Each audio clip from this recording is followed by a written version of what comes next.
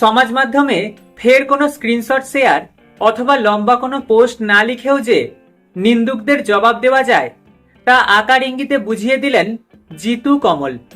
নিজের ফেসবুক স্টোরিতে একটি ভিডিও পোস্ট করেছেন জিতু।